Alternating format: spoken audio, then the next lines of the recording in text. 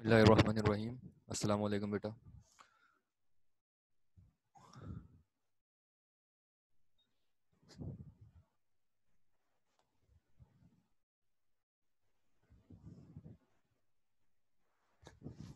Lecture number 15 है आपका बेटा, periodicity of element, chapter 4। And last time तक आपको जो है कल के लेक्चर के अंदर मेटल्स एंड नॉन मेटल्स की प्रॉपर्टीज़ पढ़ाई थी और दोनों के दरमियान में डिफरेंसेस बताए थे कि क्या होते हैं मेटल्स और नॉन मेटल में। तो अब उसके बाद है आपके पास नेक्स्ट टॉपिक मेटलॉइड्स के। What are metalloids? मेटलॉइड्स क्या है? मेटलॉइड्स के बारे में जब मैं पीरियोडिक टेबल में पीरियोडिसिटी पढ़ा रहा था उस वक्त भी आप लोगों को बताया था कि the element which shows the properties of both metals as well as non metals are called metalloids. वो एलिमेंट जो अपने अंदर मेटल और नॉन मेटल दोनों किस्म की प्रॉपर्टीज रखते हैं वो क्या कहलाते हैं? आपके मेटलॉइड्स। ठीक है, जैसे कि जो है इनके अंदर मेटल और नॉन मेटल दोनों की प्रॉपर्टीज होती हैं। आजकल के एरा के अंदर मेटलॉइड्स की इंपॉर्टेंट बहुत ज़्यादा है। सही है, उसकी वजह यह है कि जितनी भी आपकी इलेक्ट्रॉनिक अप्लाइंसेस हैं just like computer, mobile etcetera, वो सारे जो है उनके अंदर जो वायरिंग होती है वो मेटलॉइड्स की बनी हुई होती है। उसकी वजह यह है कि मेटलॉइड में ये प्रॉपर्टी होती है कि वो एक पर्टिकुलर अमाउंट ऑफ करंट अपने अंदर स्टोर करता है और अगर उससे ज्यादा करंट उसको मिलता है तो वो उस करंट को एक्सपेल बाहर निकाल देता है। ठीक है, उसको स्टोर नहीं करता। और मेटलॉइड का एक बड़ा एडवांटेज ये भी है कि अगर बहुत ज्यादा क्वांटिटी ऑफ करंट आ जाए किसी जगह पर तो मेटलॉइड वो सारा करंट अपने अंदर होल्ड करने के बाद उस करंट को आगे ट्रांसमिट नहीं करता, जिससे ये होता है कि वायरिंग तो चल जाती है बट आपकी जो अप्लायंस है वो सेव हो जाती है। जैसे मोबाइल, लैपटॉप वगैरह, अगर उसमें बहुत ज्यादा करंट आ जाए तो मेटलॉइड जो है वो पहले उस करंट का जितना भी लोड होता है वो अपने ऊपर बर्दाश्त करता है, जिसकी वजह से जो है वो आपके लैपटॉप वगैरह सेव हो जाता है और जो उसकी इंटरनल वायरिंग है उसको नुकसान पहुंचेगा। जबकि अगर हम प्योर मेटल इस्तेमाल करें तो क्या होगा, जितना भी करंट मिल रहा है वो आगे ट्रांसमिट कर देगा और जिसकी वजह से जो है वो आपकी अप्लायंस को नुकसान पहुंचेगा। तो मेटलॉइड की इंपॉर्टेंस आजकल के दौर में बहुत ज्यादा है। तो देयर ऑक्साइड्स आर एटमॉस्फेरिक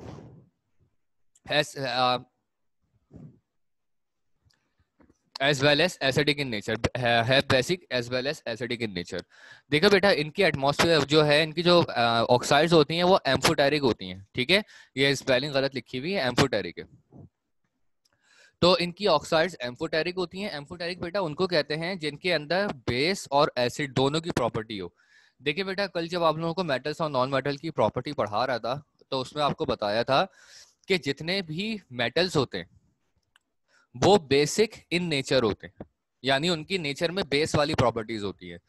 और जितने भी नॉन मेटल्स होते हैं वो आपके एसिडिक इन नेचर होते हैं, यानी उनकी नेचर में एसिड वाली प्रॉपर्टीज होती हैं। बट जो आपके मेटलॉइड्स होते हैं उनके क्योंकि ये डुअल नेचर होते हैं, इनके अंदर metals as well as non metal दोनों की प्रॉपर्टीज होती हैं, इस वजह से इनका नेचर बेसिक भी होता है और एसिडिक भी होता है। ठीक है, दोनों किस्म के नेचर जो है ये अपने अंदर होल्ड रखते हैं, basic as well as acidic. तो यहाँ पर कुछ एग्जांपल्स हैं मेटलॉइड की। टोटल आप लोगों के पास जो मेटलॉइड होते हैं वो आप लोगों के पास 8 मेटलॉइड्स होते हैं पीरियोडिक टेबल के अंदर। पहला होता है बोरॉन जो कि ग्रुप 3 में मौजूद होता है।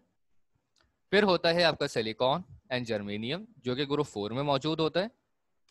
फिर होता है आर्सेनिक एंड एंटीमनी जो कि ग्रुप 5 में होता है। टैलेरियम एंड पोलोनियम ग्रुप 6 में। एसेटीन ग्रुप 7 में। इनमें सिलिकॉन सबसे ज्यादा इंपॉर्टेंट मेटलॉइड है, सबसे ज्यादा यूज होता है इसका। उसके बाद आपका बोरॉन और जर्मेनियम है, ठीक है, जिनका यूज होता है। अब इनकी कुछ प्रॉपर्टीज हैं, किस तरीके की इनके अंदर प्रॉपर्टीज होती है मेटलॉइड के अंदर। सबसे पहले similar properties. The element shows similar properties due to their similar electronic configuration. ठीक है, इन मेटलॉइड्स की प्रॉपर्टीज आपस में काफी हद तक सिमिलर होती है। सही है, इनके इलेक्ट्रॉनिक कॉन्फ़िगरेशन सिमिलर होने की वजह से। Regular gradation.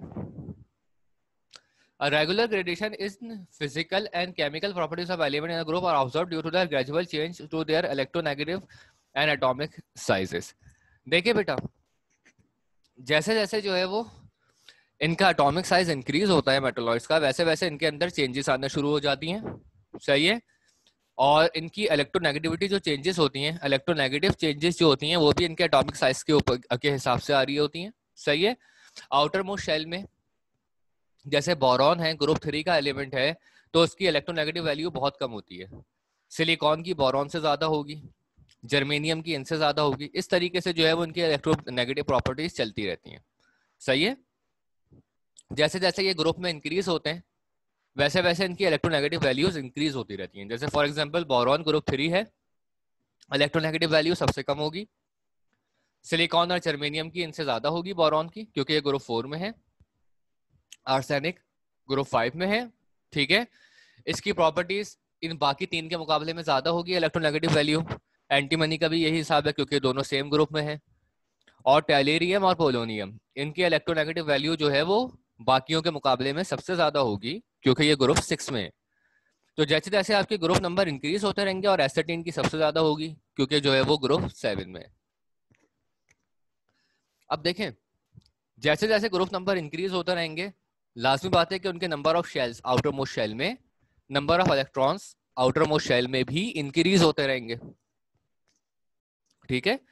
तो जैसे जैसे जो है वो आउटर मोस्ट शेल में नंबर ऑफ इलेक्ट्रॉन इंक्रीज होंगे, वैसे वैसे जो है वो इलेक्ट्रोनेगेटिव वैल्यू इंक्रीज होगी, क्योंकि जितने ज्यादा इलेक्ट्रॉन नंबर ऑफ शेल्स में मौजूद हों, आउटर मोस्ट शेल में जितने ज्यादा इलेक्ट्रॉन मौजूद हों, इलेक्ट्रोनेगेटिव वैल्यू उतनी ही ज्यादा क्या होती है, इंक्रीज हो जाती है। सही है। ग्रुप 1 की सबसे कम इलेक्ट्रोनेगेटिव वैल्यू होती है, 2 की उससे ज्यादा, 3 की उससे ज्यादा, 4 की उससे ज्यादा, एंड ऑनवर्ड 7 की सबसे ज्यादा होती है। ठीक है। तो इनका भी यही हिसाब है। Size of atom, the first member of each group shows slightly different behavior from other members of that group. It is due to abnormally high electronegativity and small size of atom, or due to remarkable difference in atomic number. अब बेटा वही size of atom है इनका। ठीक है। कि हर group के हिसाब से उसका साइज ऑफ एटम जो है वो अलग अलग होता है, और ये ग्रुप के ऊपर डिपेंड करता है। बास ग्रुप्स में जो है वो नीचे जाते हुए, यानी डाउनवर्ड जो है वो एटॉमिक साइज डिक्रीज होता है, और बास ग्रुप्स में जो है वो एटॉमिक साइज डाउनवर्ड जो है वो इंक्रीज हो रहा होता है। ठीक है। ज्यादातर में इंक्रीज होता है। ठीक है। तो यहाँ पर वही जो है वो साइज ऑफ एटम के बारे में बताया है। और metallic character, the metallic character और electropositivity of metal first, second and third group increases with increases atomic number downward in the group. तो बेटा देखें, जो इनके मेटालिक करेक्टर की अगर हम बात करें या इलेक्ट्रोपॉजिटिविटी की बात करें, तो ग्रुप 1, 2 और 3 के अंदर इलेक्ट्रोपॉजिटिविटी ज्यादा होती है, और इलेक्ट्रोनेगेटिविटी जो होती है वो बहुत कम होती है। सही है।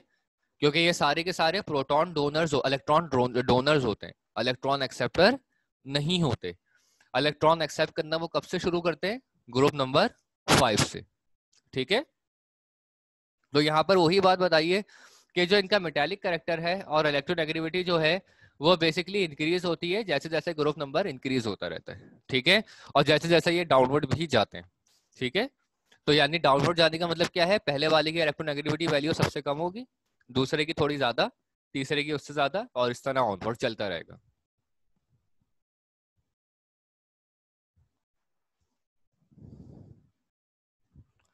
अब इलेक्ट्रोनेगेटिविटीज की बात करें, तो इलेक्ट्रोनेगेटिविटीज जो होती हैं एलिमेंट की, वो डिक्रीज होती है बाय इंक्रीजिंग एटॉमिक नंबर। यानी वही बात कि जितना ज्यादा एटॉमिक नंबर होगा, इलेक्ट्रोनेगेटिविटीज उतनी ही जो है वो ज्यादा होंगी। तो वही बात बेटा इन्होंने जो है वो थोड़ा सा घुमा फिरा कर बताई है दूसरे पॉइंट में भी, कि जितना आपका इलेक्ट्रो जो है वो एटॉमिक नंबर इंक्रीज होता रहेगा, वैसे वैसे उसकी इलेक्ट्रोनेगेटिव वैल्यू भी इंक्रीज होती रहेगी। यही वजह है कि ग्रुप नंबर 7 की इलेक्ट्रोनेगेटिव वैल्यू सबसे ज्यादा होती है। फ्लोरीन जो है वो हाईएस्ट इलेक्ट्रोनेगेटिव एलिमेंट है पीरियोडिक टेबल के अंदर। अच्छा, मेटालिक कैरेक्टर में एक बात और समझ लीजिएगा कि जो उनकी इलेक्ट्रोपॉजिटिविटी या मेटालिक कैरेक्टर होता है, यानी जो उनके अंदर मेटल की प्रॉपर्टीज होती है फर्स्ट, सेकंड और थर्ड ग्रुप में, क्योंकि ज्यादातर मेटल जितने भी हैं वो फर्स्ट, सेकंड और थर्ड ग्रुप में ही मिलते हैं हमें, अगर हम मेन एलिमेंट्स की बात करें। सही है, यानी ग्रुप ए की बात करें, ग्रुप बी में तो सारे ही मेटल्स हैं, जितने भी आपको ट्रांजिशन एलिमेंट्स पढ़ाए थे, ग्रुप बी पढ़ाया था, उसमें तो सभी मेटल्स हैं। बट अगर हम ए की बात करें तो ए में आपको ग्रुप 1, 2 और 3 में जो है वो मेटल ज्यादा मिलते हैं, और उसके बाद जो है वो जैसे जैसे आपके ग्रुप नंबर इंक्रीज होते रहते हैं, यानी 4, 5, 6, 7 तक जाते रहते हैं, वैसे वैसे मेटेलिक प्रॉपर्टी डिक्रीज होती रहती है। ठीक है, और इलेक्ट्रोपॉजिटिविटी भी जो है वो डिक्रीज होती रहती है। ठीक है, क्योंकि मेटेलिक प्रॉपर्टी का ताल्लुक इलेक्ट्रोपॉजिटिविटी से होता है। जितना एलिमेंट इलेक्ट्रोपॉजिटिव होगा उतना ही जो है वो उसके अंदर उसका मेटेलिक कैरेक्टर ज्यादा होगा, और जितना वो कम इलेक्ट्रोपॉजिटिव होगा उसका मेटेलिक कैरेक्टर उतना ही कम होगा।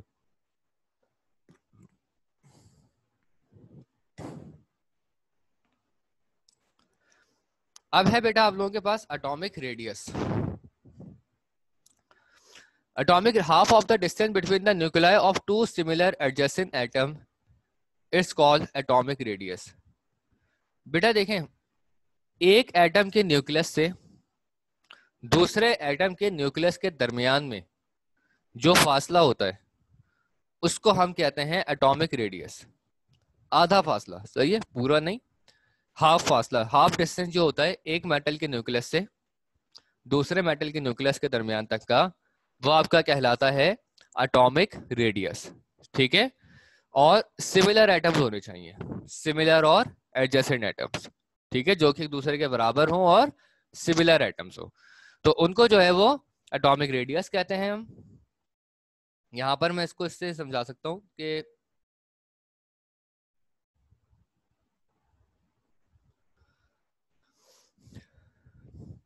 जैसे फॉर एग्जाम्पल ये आपके पास फ्लोरीन है, ये इसका न्यूक्लियाई है जो रेड कलर का है।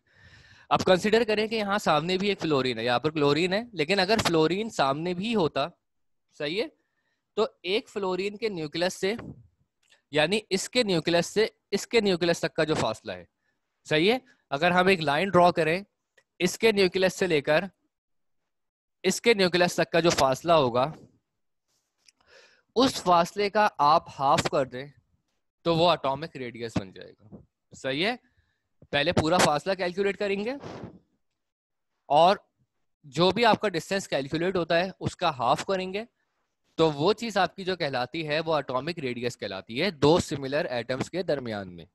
यहाँ पर तो डिफरेंट एटम है, फ्लोरीन और क्लोरीन है, बट अगर दोनों फ्लोरीन हो तो दोनों के न्यूक्लियस को हम लोग पहले दोनों एलिमेंट्स को आपस में एक दूसरे के बराबर लेकर आएंगे, और एक के न्यूक्लियस से दूसरे के न्यूक्लियस तक का जो डिस्टेंस काउंट होगा वो आपका एटॉमिक न्यूक्लियस कहलाएगा।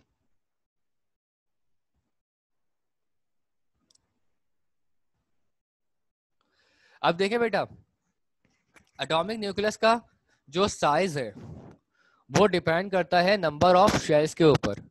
यानी खुद सोचने की बात है बेटा कि जितने ज्यादा शेल होंगे डिस्टेंस उतना ही ज्यादा इंक्रीज हो जाएगा, क्योंकि देखें अगर हम क्लोरीन का उसके अपने ही किसी पार्टनर क्लोरीन के साथ डिस्टेंस मेजर करें तो क्लोरीन से क्लोरीन का डिस्टेंस ज्यादा हो जाएगा, क्योंकि क्लोरीन के पास 7 शेल हैं, सॉरी 3 शेल हैं जबकि फ्लोरीन की अगर हम बात करें तो फ्लोरीन के पास सिर्फ 2 शेल्स हैं। ठीक है, क्योंकि फ्लोरीन का साइज भी छोटा है तो फ्लोरीन का एटॉमिक रेडियस भी छोटा होगा, और क्लोरीन का क्योंकि साइज बड़ा है तो क्लोरीन का एटॉमिक रेडियस भी जो है वो बड़ा होगा। सही है, ये बड़ा क्लोरीन है, उसका साइज बड़ा है, तो इसका एटॉमिक रेडियस भी इंक्रीज होगा, बड़ा होगा। और फ्लोरीन की अगर हम एटॉमिक रेडियस की बात करें तो क्योंकि उसका साइज छोटा है, और साइज छोटा क्यों है, because of number of shells. जितने कम नंबर ऑफ शेल्स होंगे साइज उतना ही जो है वो कम होगा, और जितने ज्यादा नंबर ऑफ शेल्स होंगे साइज उतना ही जो है वो ज्यादा होगा। ठीक है, दूसरा न्यूक्लियर चार्ज, कि जितने ज्यादा उसके अंदर चार्जेस होंगे एटॉमिक रेडियस उतना ही जो है वो उसका ज्यादा होगा, और चार्जेस जितने कम होंगे एटॉमिक रेडियस उतना ही कम होगा। सही है, या कहने के नंबर ऑफ इलेक्ट्रॉन जितने ज्यादा होंगे एटॉमिक रेडियस उतना ही ज्यादा होगा, क्योंकि ऑब्वियसली अगर नंबर ऑफ इलेक्ट्रॉन्स ज्यादा होंगे तो वो ज्यादा शेल कवर करेंगे, और जब वो शेल ज्यादा कवर करेंगे तो लाजमी बात है कि उसका एटॉमिक रेडियस भी इंक्रीज हो जाएगा। और अगर नंबर ऑफ इलेक्ट्रॉन्स कम होंगे तो उनके शेल भी कम बनेंगे, और जब शेल कम बनेंगे तो उनका एटॉमिक रेडियस भी क्या होगा, कम हो जाएगा। जैसे फॉर एग्जांपल हीलियम, हीलियम में सिर्फ 2 ही इलेक्ट्रॉन है, तो उसके शेल भी क्या है, सिर्फ 2 शेल से, तो इनका एटॉमिक रेडियस भी क्या हो जाएगा, सिर्फ कम से कम हो जाएगा।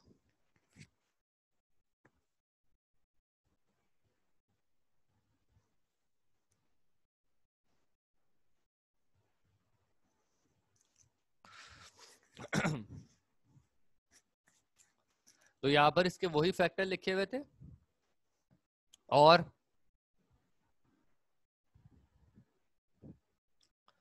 अब इसके बाद है आयोनाइजेशन एनर्जी, जिसको आईई या आयोनाइजेशन पोटेंशियल भी कहते हैं। ठीक है, आयोनाइजेशन एनर्जी या फिर आयोनाइजेशन पोटेंशियल कहलाता है।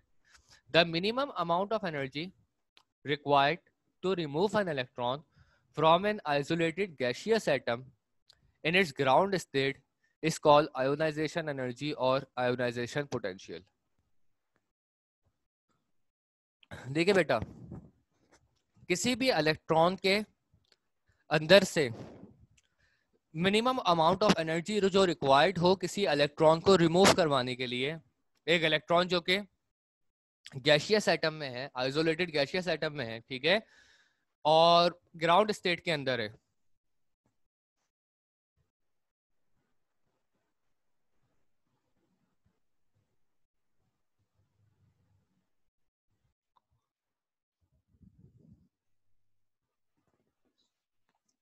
कोई भी एटम बेटा जो अपनी गैसियस एटम है, कोई भी गैसियस एटम, और वो अपनी ग्राउंड स्टेट में है, यानी आइसोलेटेड फॉर्म में है। आइसोलेटेड फॉर्म का मतलब क्या है कि वो अभी इस वक्त किसी से रिएक्शन नहीं कर रहा, ठीक है, तो उस वक्त उस इलेक्ट्रॉन में से उसके रिएक्शन करवाने के लिए जो minimum amount of energy required होती है, उसका इलेक्ट्रॉन रिमूव करवाने के लिए, किसी भी एटम का इलेक्ट्रॉन रिमूव करवाने के लिए जो मिनिमम अमाउंट ऑफ एनर्जी आपको रिक्वायर्ड होती है, वो कहलाती है आपकी आयोनाइजेशन पोटेंशियल या फिर आयोनाइजेशन एनर्जी।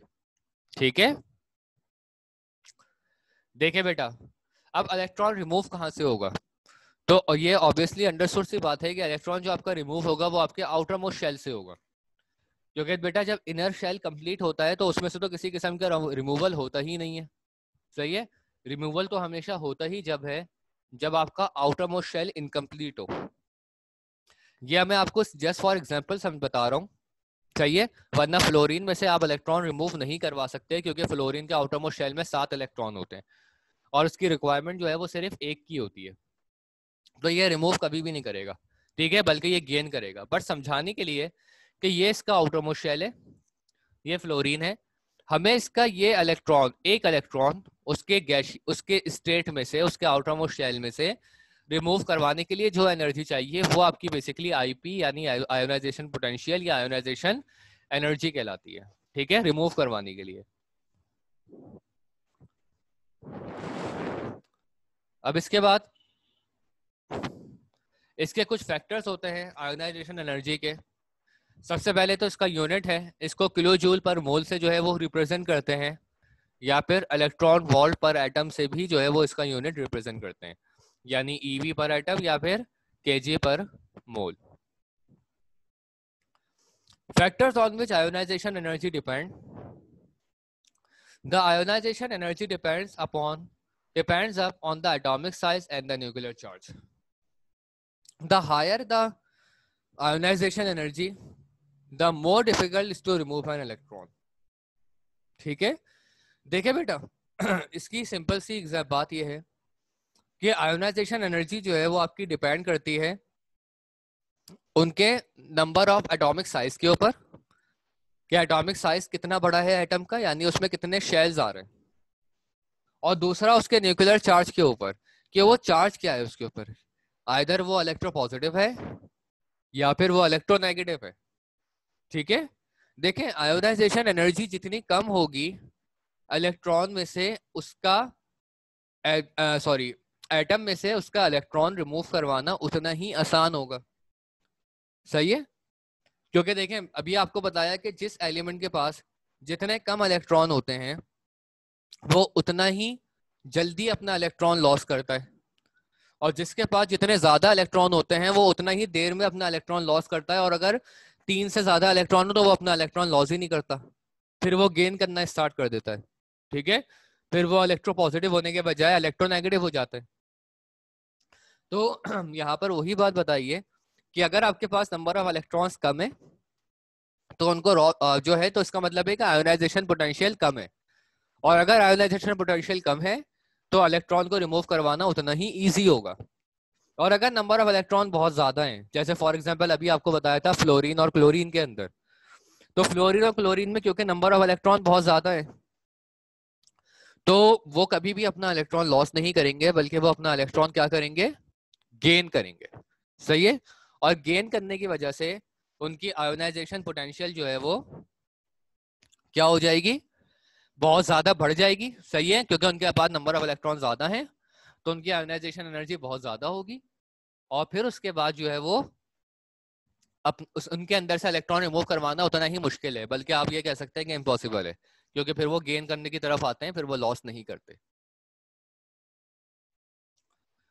दूसरा point, ionisation energy decreases downward in a group as the addition of a new shell decreases the hold of nucleus on valence shell।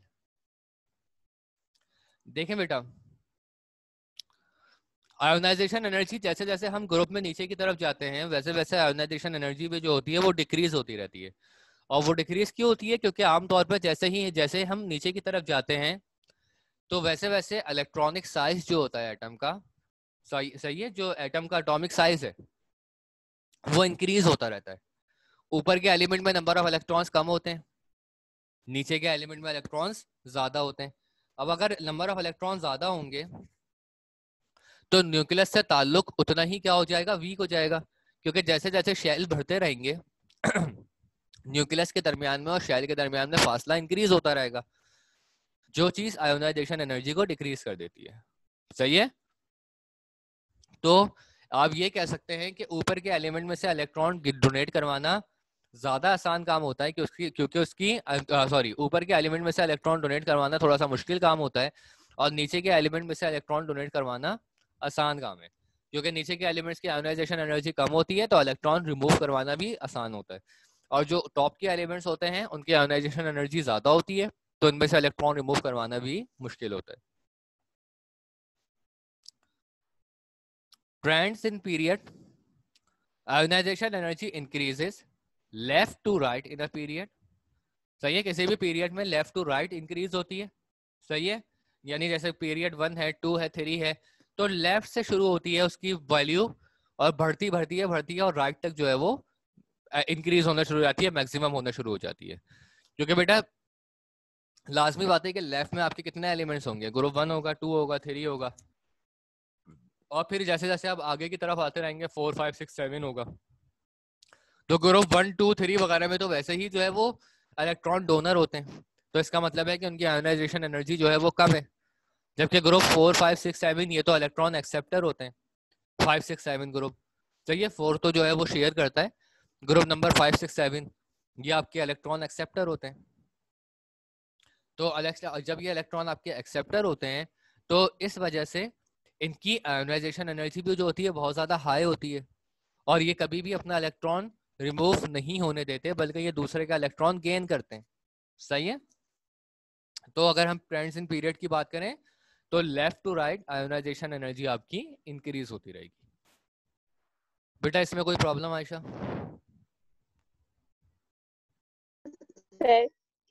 Ji no okay.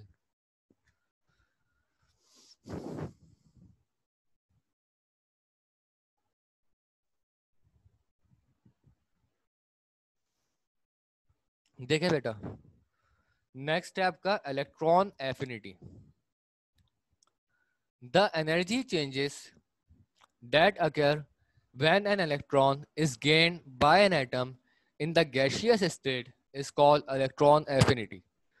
बेटा देखें, जब भी कोई एलिमेंट इलेक्ट्रॉन गेन करता है, और electron gain कौन करेगा, ग्रुप नंबर 5 6 7 के एलिमेंट्स।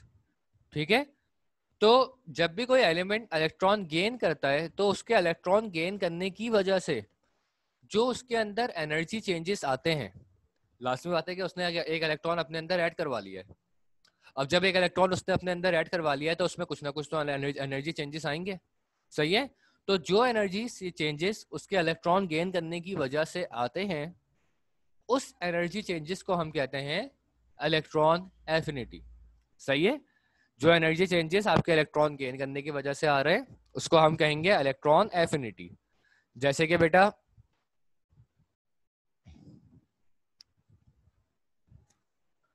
ये फ्लोरीन है इसके आउटर मोस्ट शेल में 7 इलेक्ट्रॉन है, इसको अपना शेल कंप्लीट करने के लिए एक इलेक्ट्रॉन और चाहिए।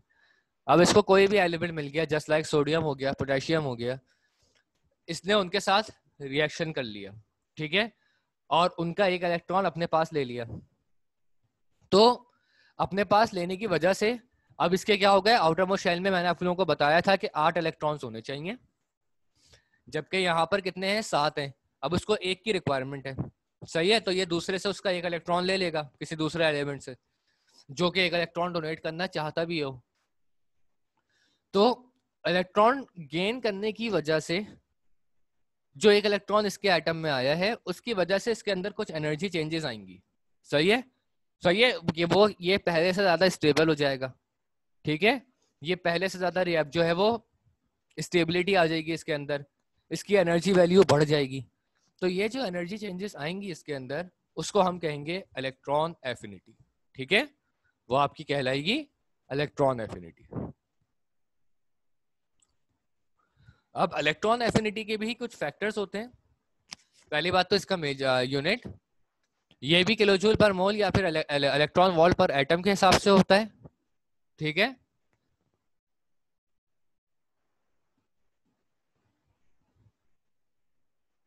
और बस आप इसका जो है वो यूनिट तक ही रखेंगे।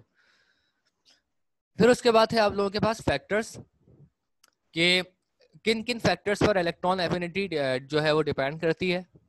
पहला है आपका trends in group. Electron affinity decreases downward in a group because the addition of a new shell to each atom decreases its force of attraction। यहाँ पर भी वही है बेटा कि ग्रुप के अंदर जो टॉप के एलिमेंट्स हैं उनकी इलेक्ट्रॉन एफिनिटी ज्यादा होगी, और जैसे जैसे एलिमेंट्स नीचे की तरफ आएंगे, जैसे जैसे एलिमेंट नीचे की तरफ आएंगे वैसे वैसे इनकी इलेक्ट्रॉन नेगेटिविटी जो इलेक्ट्रॉन एफिनिटी जो होगी वो कम होती चली जाएगी, क्योंकि उनके शेल इंक्रीज होंगे, और जैसे जैसे उनके शेल बढ़ेंगे उनके दरमियान फोर्स ऑफ अट्रैक्शन जो होगी वो कम से कम होती रहेगी। जितना छोटा एलिमेंट होता है, जितने एटम का एटॉमिक साइज छोटा होता है वो उतना ही ज्यादा रिएक्टिव होता है, और जितना उसका एटॉमिक साइज इंक्रीज होता है उसकी रिएक्टिविटी पर उतना ही असर पड़ता है, उसकी रिएक्टिविटी उतनी ही कम हो जाती है। तो यहाँ पर भी वही है कि अगर आप डाउन द ग्रुप जाएंगे तो इलेक्ट्रॉन एफिनिटी आपकी डिक्रीज होगी।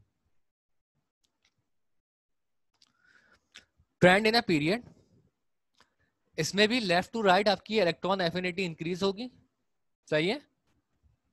क्योंकि बेटा लेफ्ट में तो जितने भी एलिमेंट हैं वो अपने अंदर इलेक्ट्रॉन किसी का गेन कर ही नहीं सकते, खास करके ग्रुप 1 2 3 इसके एलिमेंट तो जो है वो सारे के सारे इलेक्ट्रॉन डोनर होते हैं, एक्सेप्टर कोई भी नहीं होता। तो जब वो, और इलेक्ट्रॉन एफिनिटी का ताल्लुक इलेक्ट्रॉन गेन करने से होता है, डोनेट करने से नहीं होता। तो इस वजह से left to right electron affinity increase होती है, सही है। यानी कि सोडियम जिसकी इलेक्ट्रॉन एफिनिटी सबसे कम होगी। फिर उसके बाद आगे बढ़ते चले जाएं, फ्लोरीन, उसकी इलेक्ट्रॉन एफिनिटी सबसे ज्यादा होगी। ग्रुप 8 को हम काउंट नहीं करेंगे क्योंकि ग्रुप 8 के बारे में आपको पढ़ाया था कल कि ये सारे ग्रुप अनरिएक्टिव होते हैं, क्योंकि इनके शेल कंप्लीट होते हैं तो उनको रिएक्शन की जरूरत ही नहीं होती। तो ना इनको इलेक्ट्रॉन एफिनिटी से कोई ताल्लुक होता है, ना आयोनाइजेशन पोटेंशियल से, ना किसी और फैक्टर से, ठीक है। तो ग्रुप 7, इसकी इलेक्ट्रॉन एफिनिटी जो होगी वो सबसे ज्यादा होगी, क्योंकि एक तो इसका एटॉमिक साइज छोटा है, सही है, और दूसरा ये इलेक्ट्रॉन उतना ही तेजी में जो है वो एक्सेप्ट करता है, ठीक है। तो ये हो गया आपका इलेक्ट्रॉन एफिनिटी, और लास्ट टॉपिक है आपका, और वो है आपका इलेक्ट्रोनेगेटिविटी। अब बेटा क्या है electronegativity? Electronegativity is the relative tendency of an atom in a molecule to attract a shared pair of electron toward itself. देखें बेसिकली इलेक्ट्रोनेगेटिविटी क्या है? Basically it is a relative tendency of an atom in a molecule. एक atom की ability है कि वो किसी का इलेक्ट्रॉन, देखें जो इलेक्ट्रॉन एफिनिटी है ना, तकरीबन उसी से मिलता जुलता जो है वो इलेक्ट्रोनेगेटिविटी है।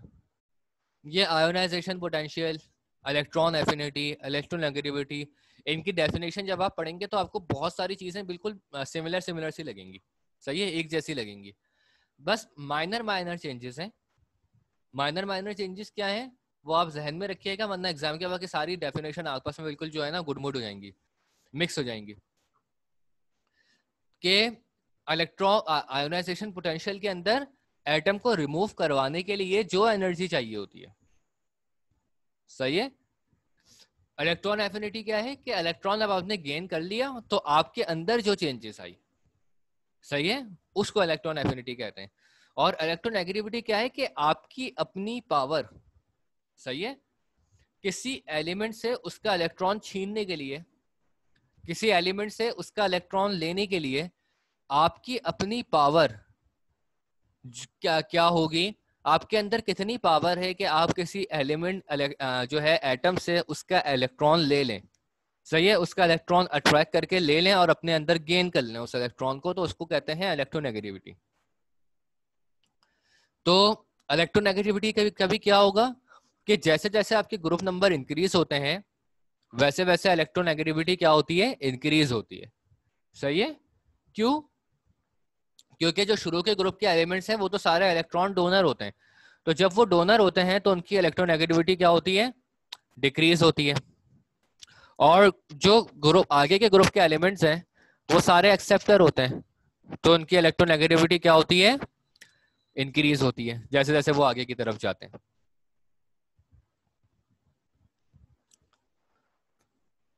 तो trends in group, electronegativity increases downward in a group as the power of nucleus to attract electron decreases due to increase in atomic size by the addition of extra shell. electronegativity जो है वो किसी भी group में downward increase होती है, जैसा नीचे की तरफ जाते हैं वैसे वैसे इलेक्ट्रोनेगेटिविटी जो है वो आपकी इंक्रीज होती रहती है क्योंकि एटॉमिक साइज इंक्रीज होता है। इसमें बाकियों से थोड़ा सा डिफरेंट हिसाब होता है, जितना एटॉमिक साइज ज्यादा होगा इलेक्ट्रोनेगेटिविटी उतनी ही ज्यादा होगी।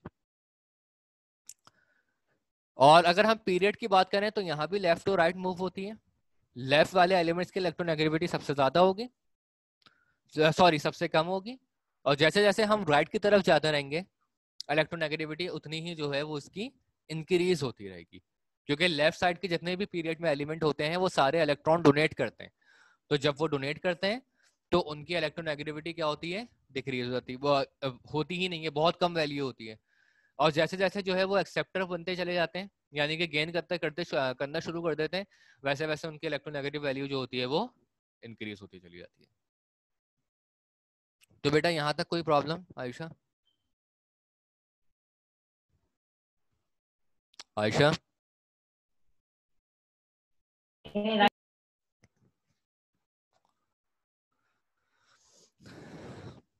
अच्छा, यहाँ पर कुछ इसकी बेटा चैप्टर यहाँ पर एंड होता है आपका, कुछ इसकी फिल इन द ब्लैंक्स हैं जो आप लोगों को करनी है कि रूल ऑफ ट्रायड किसने, रूल ऑफ ट्रायड किसने बताया, ठीक है। इसी तरह periodicity, the repetition of properties, elements की प्रॉपर्टीज की रिपीटेशन जो होती है रेगुलर इंटरवल के बाद उसको हम क्या कहते हैं, पीरियोडिसिटी कहते हैं। और सबसे लॉन्गर पीरियड में किस तरह 32 एलिमेंट्स हैं जिनके अंदर मेटल्स एंड नॉन मेटल दोनों की प्रॉपर्टीज वो मेटलॉइड्स कहलाते हैं। और the long form of periodic table contains 8 groups and 7 period, जो हमारा पीरियोडिक टेबल है उसमें 8 ग्रुप्स हैं और 7 पीरियड हैं, ठीक है। तो इस तरह की जो है वो ये जो आपके फ्रेंडा ब्लैंक्स हैं इनको याद रखिएगा, एमसीक्यूज में आ रही होती हैं ये ऑप्शंस के साथ। फ्रेंडा ब्लैंक्स तो आपके पैटर्न में नहीं आती बोर्ड में, लेकिन एमसीक्यूज बन सकते हैं इन्हीं में से। तो बेटा केमिस्ट्री की क्लास यहीं पर ही अभी एंड करते हैं, 5 मिनट में मैं फिजिक्स का लिंक भेज रहा हूँ, ठीक है। तो फिर फिजिक्स के लिए ज्वाइन कर लिएगा। अल्लाह हाफिज़।